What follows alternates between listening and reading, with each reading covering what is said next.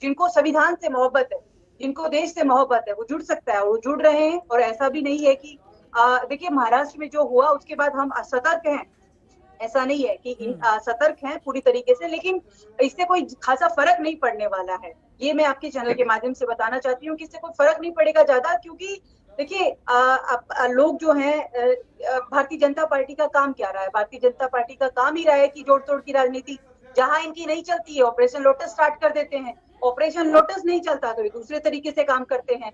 तो इनको तो मैं कहना चाहती हूँ कि इसमें भारतीय जनता पार्टी के हेडक्वार्टर पर नहीं, इन्होंने तो जो इनका विभाग है ईडी, वहां पर मिठाई अब हो जाए कि इनकी वजह से सरकारें बन रही हैं। लेकिन ऐसा आने वाले भविष्य में मुझे नहीं लगता कि ऐसा होगा, क्योंकि जनता ने इनको देखा है कि महाराष्ट्र में कैसे किया, शिवसेना के साथ इन्होंने ऐसा किया, तो सबको दिख रहा है कि ये किस तरीके से काम कर रहे हैं, इनकी कथनी और करनी में कितना फर्क है, ये जनता देख रही है। और दर्शक जनता जो है इनको उल्टा इनको जवाब देगी, इनको आईना दिखाएगी, क्योंकि बार बार काट की हांडी, हम लोग बोलते हैं काट की हांडी बार बार नहीं चढ़ती। जितने झूठ बोलकर ये सत्ता में आ गए, इनका झूठ का पर्दाफाश करना हमारा काम है, हमारा दायित्व है, क्योंकि हम विपक्ष जो है हमारी जवाबदेही है कि इनको ऑडिट करें, इनको जनता के सामने पेश करें कि आज के समय में स्थिति कैसी आ गई है, क्यों हम ग्लोबल हंगर इंडेक्स में इतना पीछे चले गए, क्यों हम महंगाई इस कदर बढ़ रही है, ये सारे मुद्दे हैं जी। ठीक है, जाटव साहब से हम इसका जवाब जरूर लेंगे। दिनेश सिंह राजनीतिक विश्लेषक हैं, वो भी हमारे साथ लगातार बने हुए हैं। दिनेश जी, आप कैसे देख रहे हैं राजनीतिक पहलू से? अगर हम इस पूरे प्रकरण को देखें तो एक तरफ पूरा विपक्ष है जो कि एकजुटता की बातें तो कर रहा है, लेकिन एकजुटता नजर नहीं आ रही। दूसरी तरफ भारतीय जनता पार्टी है जिसने पहले कहा कि विपक्षी एकजुटता की कोई बात यहां पर है नहीं और ये सिर्फ एक ढकोसला है, जैसे जैसे चुनाव नजदीक आता जाएगा विपक्षी एकजुटता जो जिसकी बातें हो रही हैं वो अपने आप ही छटती जाएंगी, और वो चरितार्थ होता हुआ नजर भी आ रहा था जिस तरीके से हमने देखा।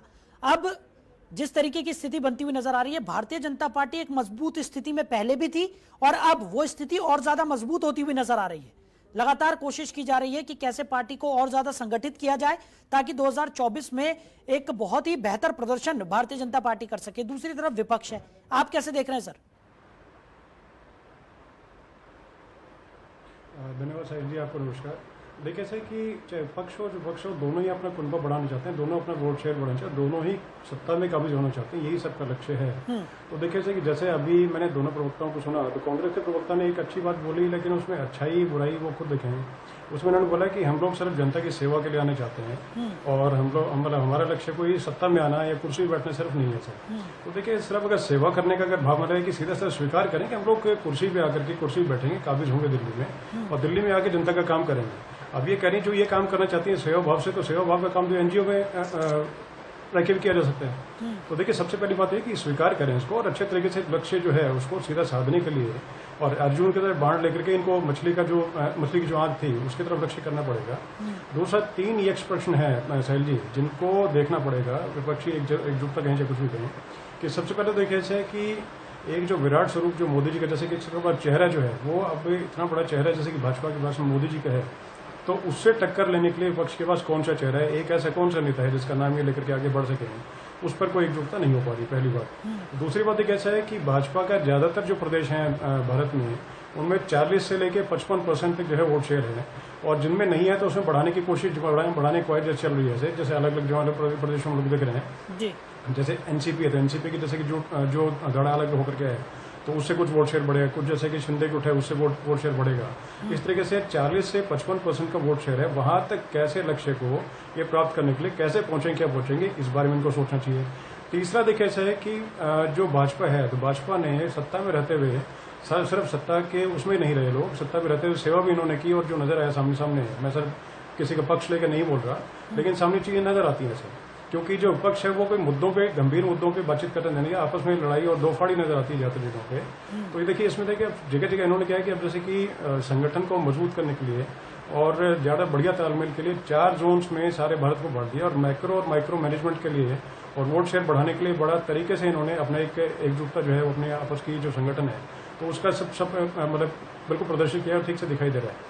वो किसी तरह की एकजुटता जो है विपक्ष में नजर नहीं आती। जैसे पटना का भी अगर उदाहरण अगर करें तो पटना में साहिल जी जब मीटिंग में गए जाने से पहले केजरीवाल जी है उन्होंने एक शर्त रख दी कि भाई हम लोग तो मतलब मैं मीटिंग में तब जाऊंगा जब कांग्रेस जो है अध्यादेश पर मुझे समर्थन देगी। बिल्कुल। तो अगर पहले से इस शर्त के साथ करें तो इसका मतलब है कि वो तो लोगों उसमें जा रहे हैं। तो किस तरीके से इकट्ठे किस तरीके से साधेंगे, क्या 2024 का लक्ष्य कैसे साधेंगे, कैसे सत्ता में के। तो देखिए दोनों के पास ये स्वीकार करना पड़ेगा, दोनों के पास ही जो है एक ही मुद्दा है 2024 को साधना।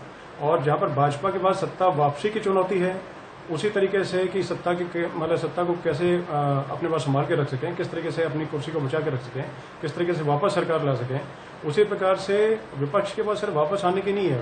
वापस जो विपक्ष है सभी तरह का ज्यादातर जो है अपने अस्तित्व बचाने की लड़ाई है, क्योंकि ज्यादातर जो है अपना खत्म होने के कगार पे है। कांग्रेस अगर इस बार अगर नहीं आती 2024 में तो मतलब ये बड़ा ही प्रश्न है कि 2029 में क्या कांग्रेस कहीं पर नजर आएगी, या अन्य दल जैसे कि एनसीपी है। तो एनसीपी में सीधा सीधा जो है अजीत पवार जो है उन्होंने खुद मतलब खुला जो है प्रश्न डाला कि ठीक है जो मेरे चाचा हैं वो रिटायर क्यों नहीं होते ऐसा। मुझे तो लगा था कि पहले मुझे कमान मिल जाएगी। तो इस तरह की चीजें बहुत सारी चीजें हैं जिनको इनको गंभीर तरीके देखना पड़ेगा। अगर नहीं देखेंगे तो धीरे धीरे खात्मे की तरफ जाते रहेंगे और कैसे लक्ष्य साधेंगे नजर अभी तक फिलहाल नहीं आता सही। जी ठीक। डॉक्टर इंदुकान दीक्षित भी हमारे साथ जुड़े हुए हैं, वरिष्ठ पत्रकार हैं। जल्दी से उनकी भी राय हम जान लेते हैं इस पूरे मुद्दे पर। इंदुकान जी जल्दी से कम शब्दों में, पहले तो मैं आपकी प्रतिक्रिया लेना चाहूंगा, उसके बाद मैं वापस आपके पास लौटूंगा, एक ब्रेक के लिए भी हमें रुकना होगा।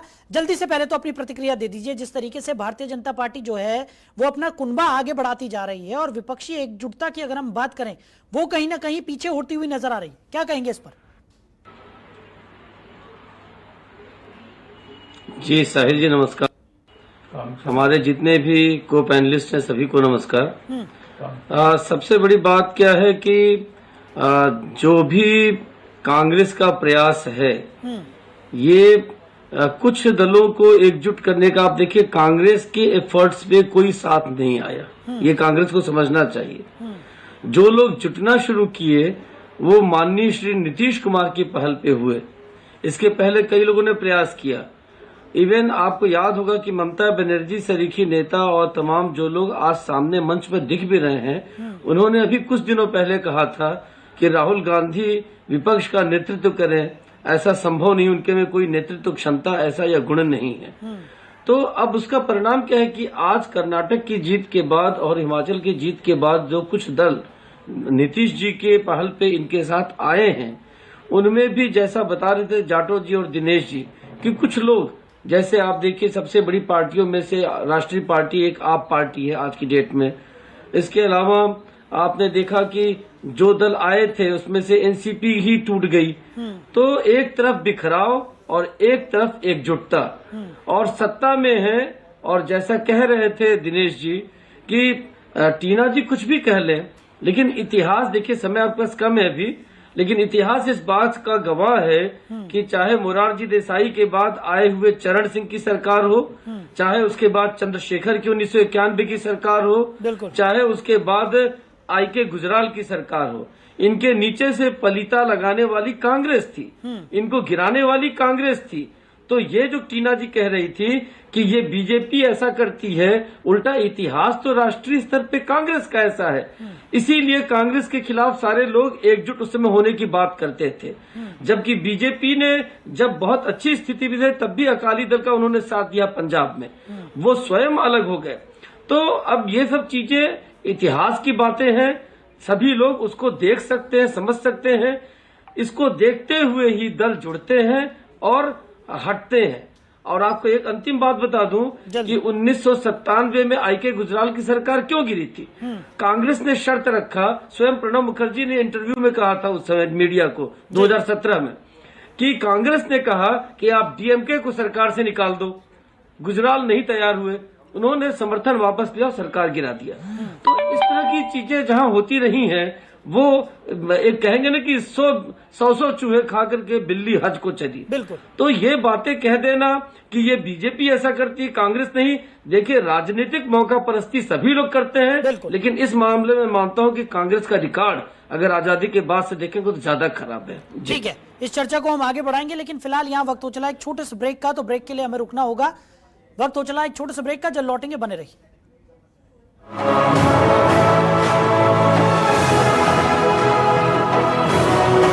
सब कुछ आजमाया और तब मैंने माना कि सिर्फ सच्ची सहेली ही है महिलाओं के उन मुश्किल दिनों की हर समस्या, जैसे कठिन दर्द, अनियमितता, खून की कमी, थकान व कमजोरी जैसी सभी प्रॉब्लम्स के लिए नंबर 1 औषधि एवं tonic.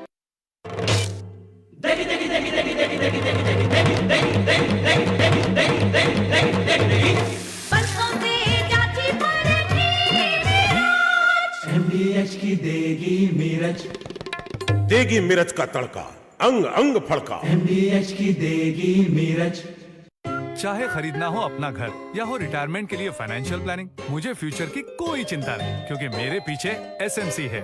SMC, money wise, be wise. Investment in securities market are subject to market risks. Read all the related documents carefully before investing. पाव भाजी, पाव भाजी को फेवरेट बनाता है MDH पाव भाजी मसाला। टेस्टी पाव भाजी की यही पहचान, MDH पाव भाजी मसाला।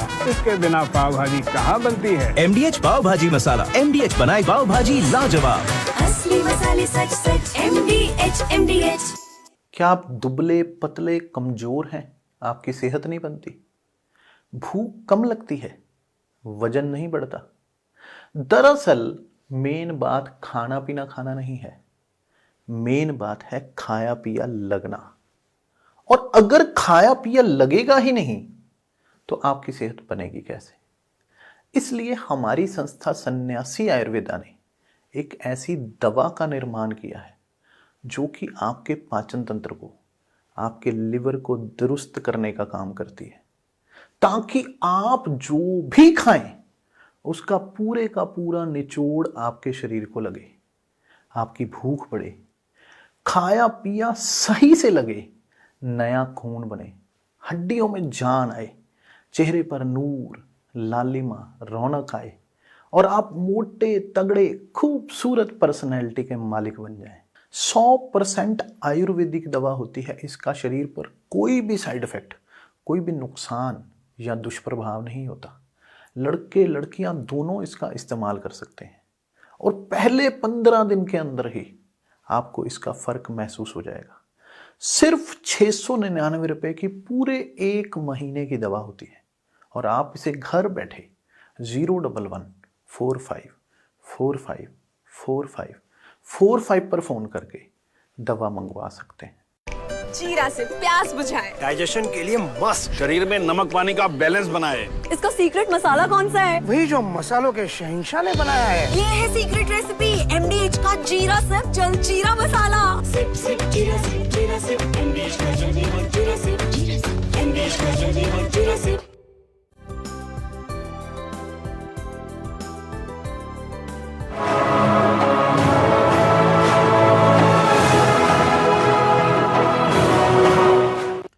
तो ब्रेक के बाद एक बार फिर से आप सभी का स्वागत है। चर्चा को आगे बढ़ाते हैं। कुछ खास मेहमान लगातार हमारे साथ बने हुए हैं। डॉक्टर टीना, ब्रेक पर जाने से पहले तमाम प्रतिक्रियाएं हमने यहां पर ली और 2 बड़े सवाल यहां पर खड़े हुए हैं कि जिस तरीके से आपने कहा कि भारतीय जनता पार्टी एक ऐसी पार्टी बन गई है जो पहले भ्रष्ट नेताओं पर उंगली उठाती है और अगर उनकी पार्टी में वो शामिल हो जाते हैं तो फिर उनके सारे भ्रष्टाचार यहां पर धुल जाते हैं। इसका जवाब हम जाटव साहब से भी लेंगे, लेकिन कांग्रेस के इतिहास की बात यहां पर डॉक्टर इंदुकांत ने की, उसका जवाब चाहूंगा पहले मैं आपसे।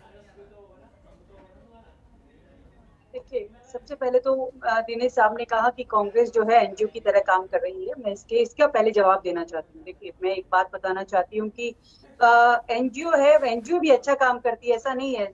और हम लोग जो है कांग्रेस सिविल सोसाइटीज के साथ मिलकर भी काम कर रहे हैं। भारत जोड़ो यात्रा में जिस तरीके से हमारे साथ सिविल सोसाइटी जुड़ी, इसकी हमारे लिए बहुत अहम था। दूसरा मैं बताना चाहती हूँ कि देखिए, एनजीओ के साथ एनजीओ की तरह काम कर रही है नहीं कर रही है कि नैरेटिव सेट किया गया, जबकि सच्चाई ये है कि देश के प्रधानमंत्री मणिपुर नहीं जाते हैं, लेकिन राहुल गांधी जी जो कि ना सांसद है, ना मंत्री है, ना कुछ कोई पद पर है, लेकिन वो मणिपुर जाते हैं, लोगों का दर्द बांटते हैं, दर्द महसूस करते हैं, लोगों का दर्द समझते हैं, हर एक सिविल कैंप में जाते हैं, हर एक जनता के बीच जा रहे हैं। भारत जोड़ो यात्रा के बाद आप देखिए, चाहे किसानों के बीच गए हैं, अभी कल ही गए हैं, मैकेनिक से मिल रहे हैं, बस ड्राइवरों से मिल रहे हैं, लोगों से मिल रहे हैं, जनता से मिल रहे हैं, डायरेक्ट संवाद कर रहे हैं। वो मन की बात नहीं कर रहे, वो जन की बात कर रहे हैं। तो ये हमारे लिए गर्व की बात है कि हमारा जो नेता है वो आज राहुल गांधी जननायक बन रहा है। एक देश के अंदर एक ऐसी क्रांति आई है जिसे कहते हैं राहुल की आंधी। राहुल गांधी लगातार जनता के बीच में है, जनता से संवाद स्थापित कर रहे हैं। देश के प्रधानमंत्री मौन बैठे हैं, शांति से बैठे हैं, चुप बैठे हैं। क्या मणिपुर इस देश में नहीं है? सवाल यहाँ ये है, मणिपुर पर उन्होंने एक शब्द नहीं बोला। किसी की एक क्रिकेटर की उंगली टूट जाती है तो ट्वीट कर देते हैं फट से। क्या वो शांति के लिए अपील नहीं कर सकते थे? मेरा सवाल यहाँ ये है, कांग्रेस कैसे काम कर रही है, कांग्रेस कैसे नहीं कर रही? सवाल यहाँ ये भी उठता है कि जो सत्ताधारी दल है वो क्या कर रहा है। और राजनीतिक विश्लेषक से मैं सभी लोगों से सवाल करती हूँ कि वो क्यों नहीं उन लोगों से सवाल करते जो कि सत्ता में बैठे हैं, क्यों नहीं कहते कि देश के प्रधानमंत्री एक भी प्रेस कॉन्फ्रेंस नहीं करते, एक भी जवाब नहीं देते। देश के पैसे, देश का जो टैक्स पेयर का पैसा है वो विदेशों में खर्च कर रहे हैं जाकर, लेकिन अपनी ही जनता से वहां उनके खुद के मंत्रियों के घर जला दिए, लेकिन वो शांत है। कोई हेडक्वार्टर में कोई प्रेस कॉन्फ्रेंस नहीं। ये सवाल ये पूछ रहे हैं कि विपक्ष क्या कर रहा है? विपक्ष तो अपनी जिम्मेदारी निभा रहा है सर। विपक्ष लगातार सड़कों पर है, लोगों से जन संवाद कर रहा है, लोगों की समस्याएं सुन रहा है, लोगों की समस्याओं का समाधान करने की कोशिश भी कर रहा है, लेकिन सारे जो संसाधन है इस समय भारतीय जनता पार्टी के पास है। दूसरी चीज, ईडी का जो इस्तेमाल जो भारतीय जनता पार्टी, क्या मेरा सवाल यहाँ ये उठता है कि शिवराज पाटिल व्यापम घोटाले में उनका नाम था, क्या वो जेल में है? नहीं, वो जेल में नहीं है। क्या हेमंत विश्व शर्मा जो कि कांग्रेस में थे, उनके ऊपर केस चले, क्या आज वो मैं पूछना चाहती हूँ क्या ईडी पर उनके ऊपर कोई कार्रवाई चल रही है? नहीं, कोई कार्रवाई नहीं चल रही। कुलदीप बिश्नोई जो हरियाणा से संबंध रखते हैं, आज उनका बेटा जो है एमएलए है, वो मंत्री बनने की डिमांड कर रहे हैं, लेकिन उनके ऊपर ईडी की जांच होती है, लेकिन भाजपा में जाने के बाद ऐसा नहीं होता। लेकिन अभी मेरे से कांग्रेस का सवाल पूछा गया। देखिए, हमसे जो गलतियां हुई, हम राहुल गांधी जी खुद स्वीकार करते हैं कि हमसे कुछ गलतियां रही, तो हम सत्ता में नहीं है, हम स्वीकार करते हैं, हम इफ एंड बट नहीं कर रहे। हम कह रहे हैं कि हाँ, हमसे गलतियां हुई, इसलिए भारतीय जनता पार्टी सत्ता पक्ष में है। लेकिन आज जो सत्ता में बैठे हैं सत्ताधारी दल, वो क्यों नहीं बोल रहे हैं, क्यों नहीं आकर बता रहे हैं कि देश के अंदर ऐसा हो रहा है, देश के अंदर समस्याएं हो रही है। लेकिन आप कुछ लोगों को बैठाकर आप उनसे जिस तरीके से घूम फिर कर विपक्ष पर ठीकरा फोड़ देते हैं। इसी विपक्ष एकता, जो इसलिए मैं बार बार कहती हूँ, ये हिंदुस्तान के हर एक युवा को, हर एक वर्ग को न्याय देने के लिए विपक्षी एकता, एकजुटता बढ़ रही है।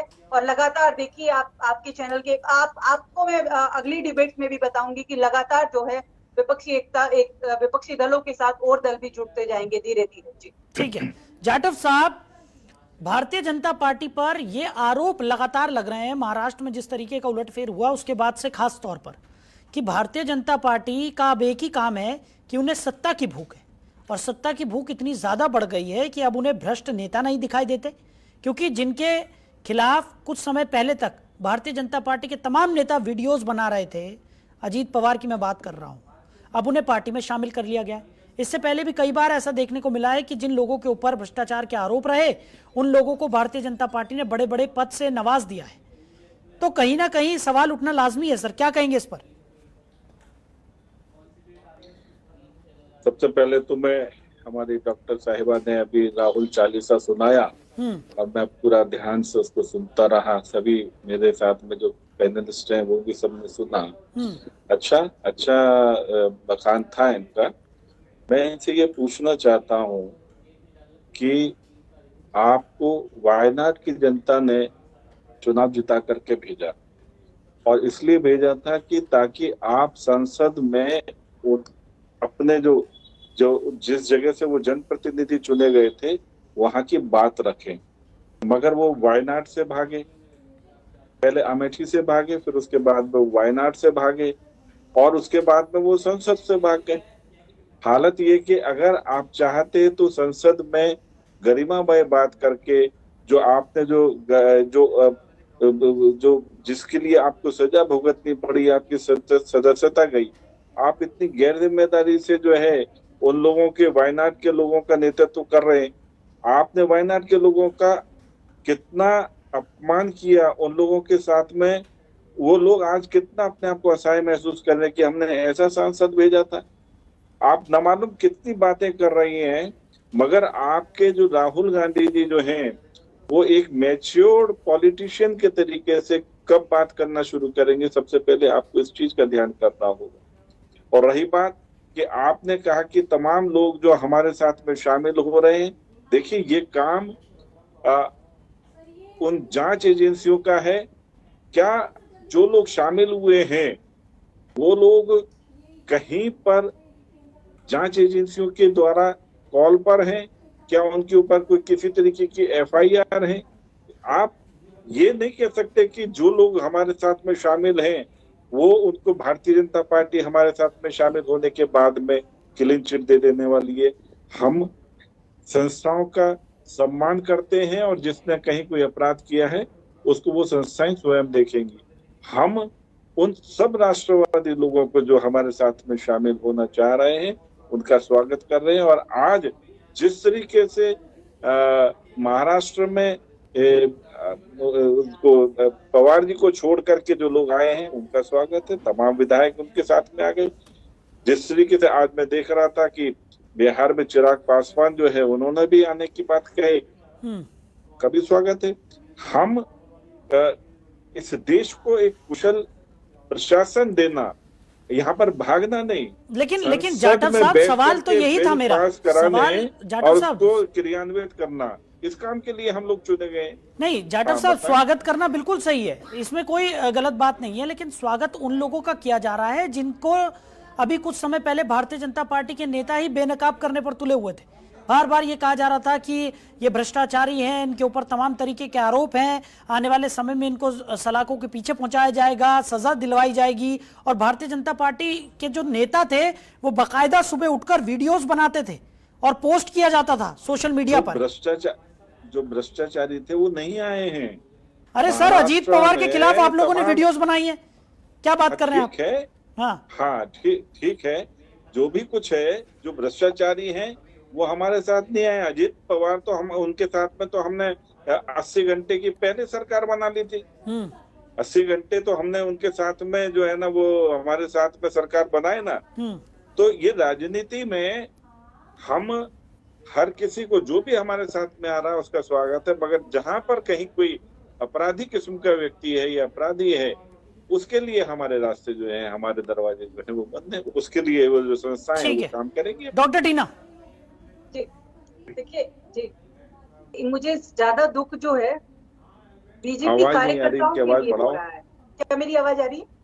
जी जी जी, डॉक्टर टीना बोलिए। मुझे बीजेपी कार्यकर्ताओं के लिए बड़ा खेद हो रहा है, दुख हो रहा है कि वो बेचारे इतनी मेहनत करते हैं, इतना कार्य करते हैं इस पार्टी के लिए, दिन रात लगे रहते हैं, राष्ट्र के नाम पर झूठे फैलाते हैं, लेकिन उसके बावजूद भी जिसके ऊपर भारतीय जनता पार्टी भ्रष्टाचार के आरोप लगाती है उनको पद दे देती है। तो आज तो स्थिति बिल्कुल एकदम उलट गई है।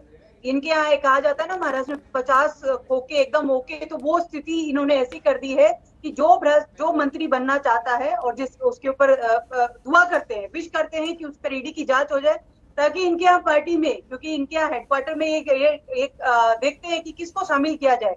तो अपने नेताओं की भी थोड़ी, बीजेपी कार्यकर्ताओं की भी थोड़ी चिंता कर लीजिए, क्योंकि आज के समय में कांग्रेस मुक्त करने के चक्कर में आपने कांग्रेस युक्त बीजेपी कर ली है, और यही आप लोगों के लिए, तो आप लोगों के लिए दिक्कत हो रही होगी।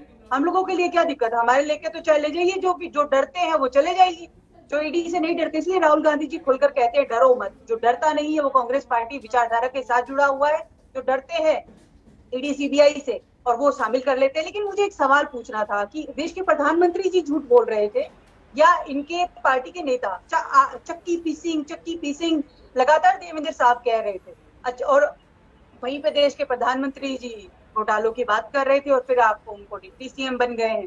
तो आप लोगों को ढेर सारी बधाई है इसके लिए। तो लेकिन ये राजनीति नहीं, ऐसी राजनीति जनता को नहीं चाहिए। राजनीति इसीलिए इन्होंने कर्नाटक में जनता ने देखा कि ये काम ऐसे भ्रष्टाचारी पार्टी है, इनको खदेड़ दिया, साउथ मुक्त कर दिया है, पूरी तरीके से बीजेपी मुक्त कर दिया है, और पूरा देश अब बीजेपी मुक्त हो जाएगा, क्योंकि इनकी रणनीति यही रही। तो जी ठीक है। डॉक्टर इंदुकांत, आपके विचार में जानना चाहूंगा, जिस तरीके से हम लगातार देख रहे हैं कि भारतीय जनता पार्टी जो है वो अब जो लोग भारतीय जनता पार्टी को छोड़कर एक बार के लिए चले गए थे, अब उनकी भी घर वापसी कराने पर आमादा हो गई है। क्या 2024 की चुनाव की लालसा ये है या कोई और मोटिव इसके पीछे आपको नजर आ रहा है? साहिल जी, देखिए, राजनीति में किसी भी पार्टी अपने कुनबे को मजबूत करने का या उसमें अगर कोई उसके लिए फिट नहीं बैठता है तो उसको हटाने का अधिकार है। आज की डेट में साहिल जी, पूरे देश में जिस तरह से आज से लगभग 30-35 साल पहले कांग्रेस की स्थिति थी वैसी भाजपा की है। भाजपा और भाजपा का जो नेतृत्व है, खासतौर से प्रधानमंत्री नरेंद्र मोदी, उनके सामने कोई भी विकल्प नहीं है देश में। कोई भी कितना भी प्रयास कर ले कि हम इसको जोड़ रहे हैं, इसको घटा रहे हैं। प्रमुख बात यह है कि आपने देखा किस तरह से ओपी राजभर उत्तर प्रदेश के चुनाव के दौरान विधानसभा के 2022 में कितनी तरह की बातें उन्होंने कही थी, अलग हुए थे। आज वो पिछले 1.5 वर्षों से भाजपा और उनके नेताओं के पीछे पीछे घूम रहे हैं कि हमको फिर से शामिल कर लो। तो वैसी पार्टी को अगर वो शामिल करते हैं तो उनको आप मौका पर कह सकते हैं। हाँ, बीजेपी को लगता होगा कि राजनीतिक दौर पर उनको सूट कर रहा है तो ले रहे हैं। हम ये अगर आज की तिथि में कहते हैं कि ये भ्रष्ट थे, इनको क्यों ले लिया, ये इनको तो इन्होंने निकाला था, क्यों ले लिया, तो ये सब सिर पैर की बातें हैं। राजनीति में हमारे ही देश में नहीं, अमेरिका में कहीं भी जो लोग जिसको जब सूट करता है तो ले लेते हैं और छोड़ देते हैं। एक उदाहरण मैं देना चाहूंगा जो मैं बता रहा था इंद्र कुमार गुजराल का।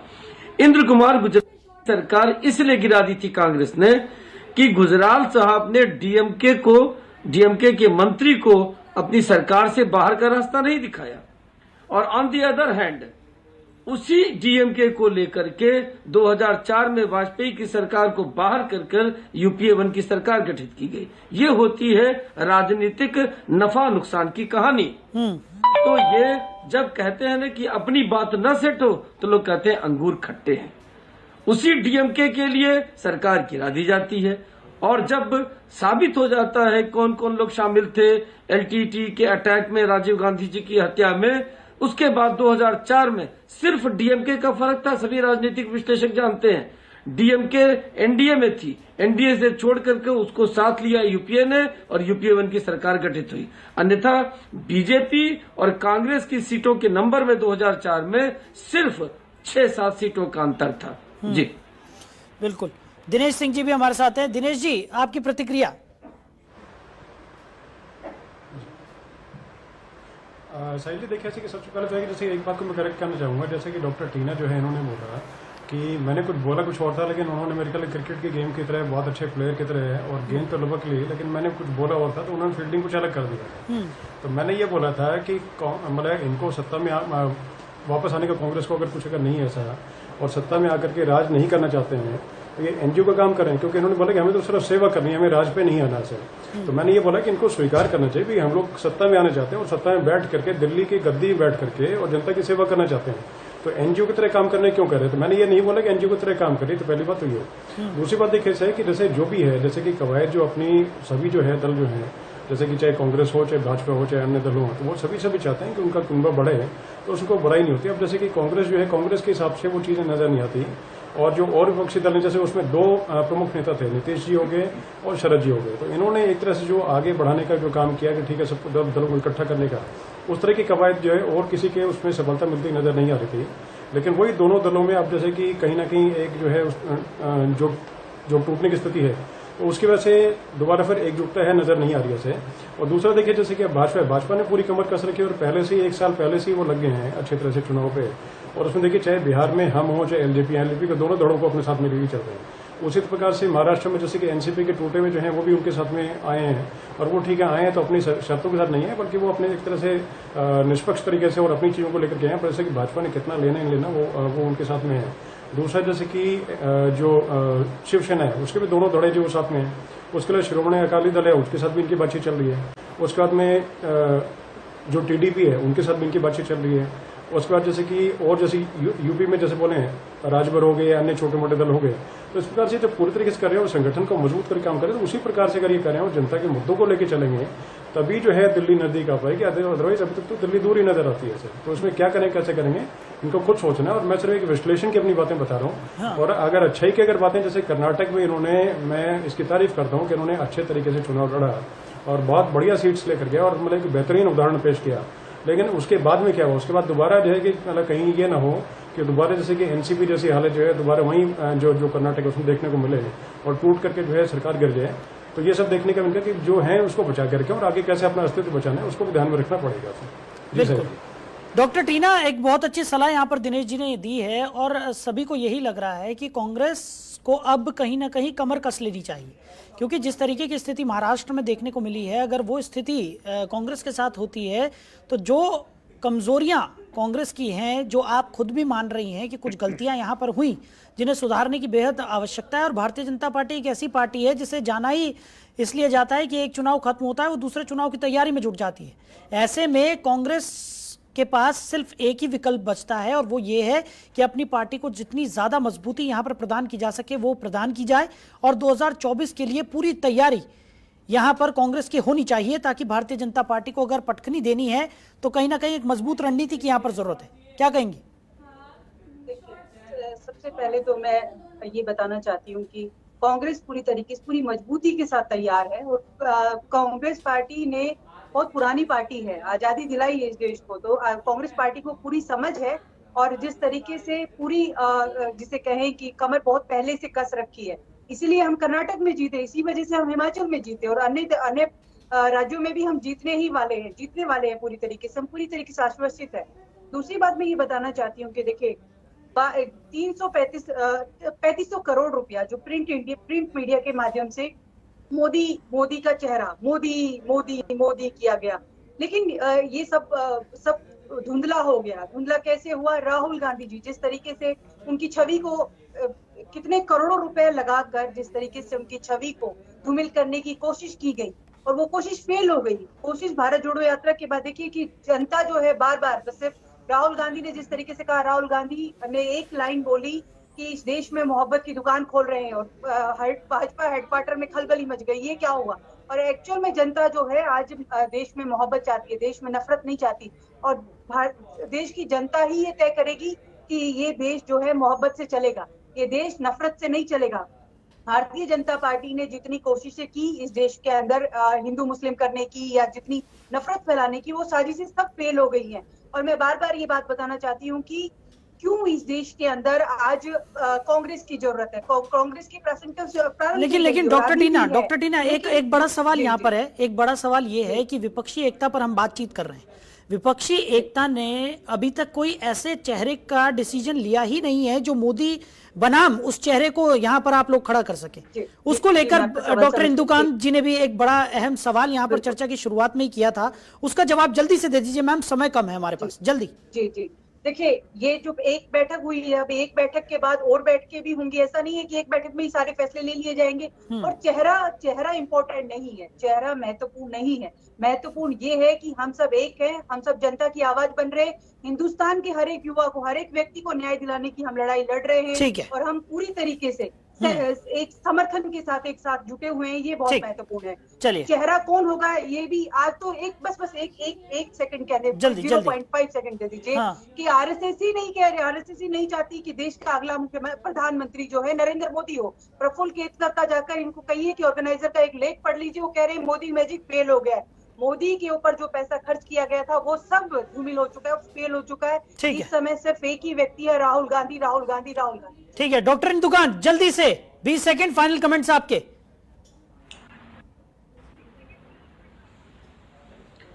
देखिए, सारे लोग अपनी ताकत आजमा रहे हैं, और अभी आज की तिथि में जैसा मैंने पहले भी कहा था, प्राइम मिनिस्टर नरेंद्र मोदी की जो अपनी छवि है साफ सुथरी, एक भी उनके ऊपर भ्रष्टाचार के आरोप नहीं है।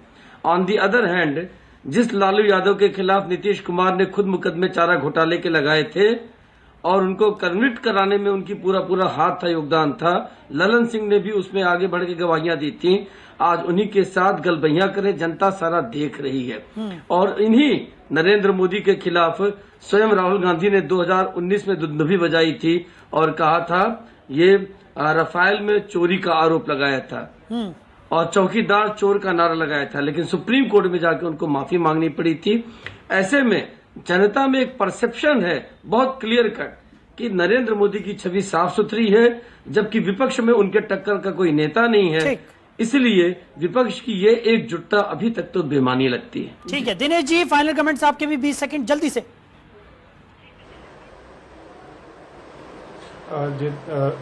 देखिए साहब जी, ऐसे जो डॉक्टर इंदू ने बोला, मैं बोले तो मैं मैं पूरी तरह से सहमत हूँ उस चीज से। और देखिए अगेन वही चीजें कि जैसे कि विराट स्वरूप जो मोदी जी का है उसी के सामने मतलब कि जैसे अपना कौन सा चेहरा लेके आएंगे और कौन सी रणनीति से चलेंगे।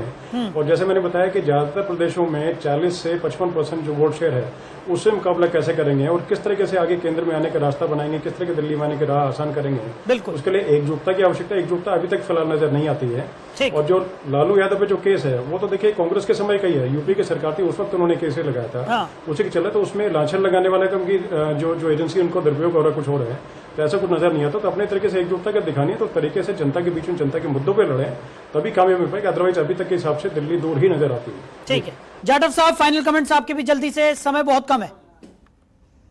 आने वाले दिनों में जो अभी बिहार में विपक्षी गठबंधन की जो योजना बनी और विपक्ष के जो लोगों ने गठबंधन करने का प्रयास किया, उनको मैं समझता हूं कि आने वाले दिनों में हम टूटते हुए राष्ट्रवादी ताकतों के साथ में, भाजपा के साथ में शामिल होते हुए हम देखेंगे। और मुझे नहीं लगता कि किसी भी विपक्षी गठबंधन को राहुल जी में भरोसा है, क्योंकि वो राहुल जी को पूरी तरीके से नकार चुके हैं। चलिए, आप सभी मेहमानों ने अपना कीमती समय हमारे साथ साझा किया और इस चर्चा में साथ निभाया, इसके लिए आप सभी का बहुत शुक्रिया। तो समय की कमी के चलते इस चर्चा को हमें यहीं विराम देना होगा। तो एक तरफ भारतीय जनता पार्टी है जो पूरी मजबूती के साथ आगे बढ़ती हुई नजर आ रही है, दूसरी तरफ विपक्षी एकता जो पूरी तरह से अभी डगमगाई हुई है। आने वाले समय में ये एकता क्या रंग लेकर आती है ये देखने वाली बात होगी और भारतीय जनता पार्टी को विपक्ष कैसे टक्कर देता है ये भी बहुत रोमांचक होगा देखना। तो फिलहाल हमारी इस खास पेशकश में इतना ही। बने रहिए और देखते रहिए जनतंत्र टीवी। नमस्कार।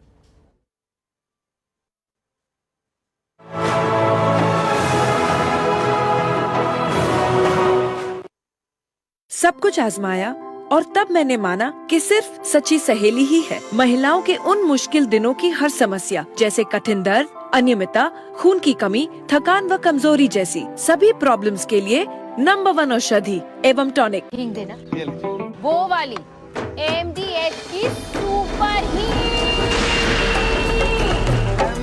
सुपर जिन्होंने यूज किया है